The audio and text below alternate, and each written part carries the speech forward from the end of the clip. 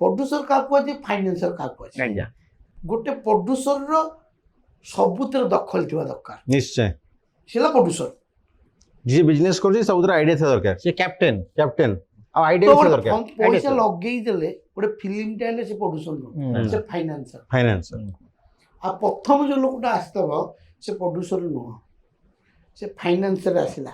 ତାହେଲେ ଆପଣ କହିବା କଥା ଗୋଟେ ଦିଟା ସିନେମା କଲା ପରେ ଯାଇକି ପ୍ରପର ପ୍ରଡ୍ୟୁସର ହେଇପାରିବ ଜଣେ। ଅଭିଜ୍ଞତା ଗୋଟେ ଇଚ୍ଛା ଥିଲେ ଶୁଣନ୍ତୁ, ସେଇଟା ବି ଗୋଟେ ଇଚ୍ଛା ଥିଲେ। ଏମିତି ଆପଣ ଦେଖନ୍ତୁ ଯେତେ ସବୁ ଭଲ ଭଲ ପ୍ରଡ୍ୟୁସର ଅଛନ୍ତି, ସବୁ 5ଟା 10ଟା 15ଟା, ରମେଶ ବାରିକ କରିଛି 24ଟା ସିନେମା କଲେଣି। ହୁଁ ସିଏ କ'ଣ କେତେ ଲସ୍ କେତେ କ୍ଷତି କେତେ କ'ଣ ଜାଣିନି, ହୁଁ ସେ କାହିଁକି ସେଠି ବସିକି ରହିଛି ଫିଲ୍ମ କରୁଛି, ସେ କୋଉରେ ପଇସା ପକେଇ ଦେଇଛନ୍ତି।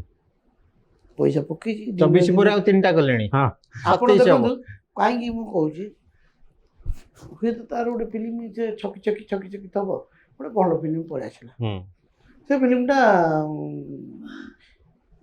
ମନେକର ଓଡ଼ିଆ ହିନ୍ଦୀରେ କରିଛି, ହିନ୍ଦୀ ହେଇଗଲା, ହୁଁ 100 କୋଟି କଲେକ୍ସନକୁ ପଳେଇଲା, ହୁଁ 100 କୋଟି କଲେକ୍ସନକୁ ପଳେଇଲା। ହୁଁ ତାପରେ ତା ଯେତେ ଫିଲ୍ମ କରୁଛ ସବୁ ପଇସା ବାହାରି ରିକଭରି ହେଇଗଲା ନା ହେଲାନି।